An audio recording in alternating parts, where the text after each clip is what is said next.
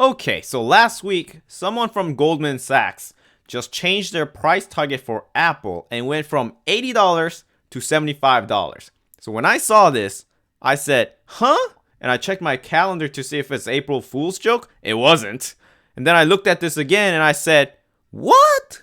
I don't pay attention to the price targets by analysts usually, but at least most of the time, even if their sentiment is different than mine, I can at least sort of understand their perspective. But this one, however, man, I am still left scratching my head. So let's try to see what he's seeing.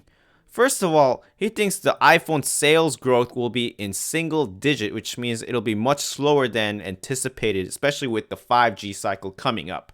Now, for Q1 of 2021, I can actually sort of understand where he's coming from. The best way to sell a product is to target people's five senses, or at least few of them. But because of the pandemic, all the product launches, pre-orders, and sales are being done online, and there is just no substitute for going to the store physically, touching it, playing with it, visually seeing it, hearing all the sounds. You're not going to smell the iPhone, but hey, maybe some of you guys really like that new phone smell.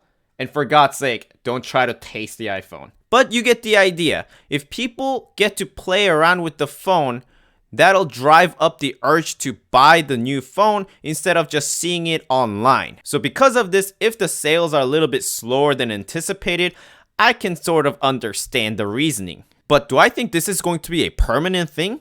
No.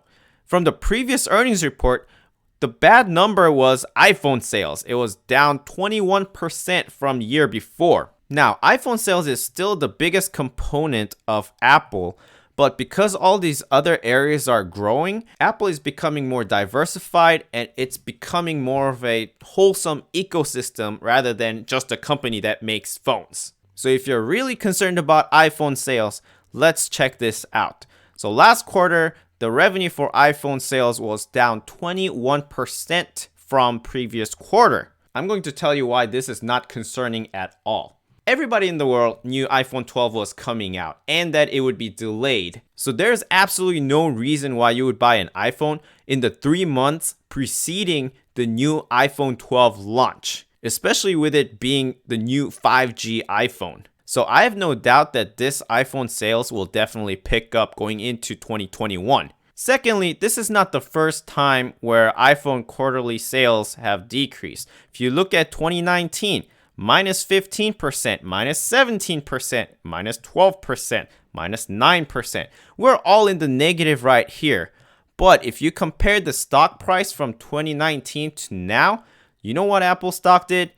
This. And the impact of iPhone sales is continuously decreasing for Apple because all the other categories are doing that much better. I'm just going to ask you a simple question that's going to dispel all the concern about iPhone sales. Let's say you own an iPhone, and even if you're not in the market for a new phone right now, down the line, you know the phone's going to get a little bit slower, and slower. You know the battery's going to start depleting quicker and quicker and quicker. So then eventually you are going to have to buy a new phone. Now, if you're used to iPhone and Apple products, tell me what phone you're going to buy. Most of you probably answered another iPhone. Now, some of you may change to Android, but changing from Android to iOS or vice versa is such a pain in the ass. It's almost like learning a new language. And honestly, right now, the phone market is basically you buy an Apple or you buy Samsung. Shout out to my brother-in-law who still uses BlackBerry. So to me, Apple is not going anywhere. iPhone sales is not going to tank. And all the other categories by Apple is continuing to increase. And to me, that spells success, which means stock is headed upward, not downward, especially not down to $75. And finally, let's just assume that this person is right. The price target of $75 going from current price, the $75 is minus 36.74%. Let's call it minus 35%. Back in March, when pandemic hit, remember when the entire market was just plummeting?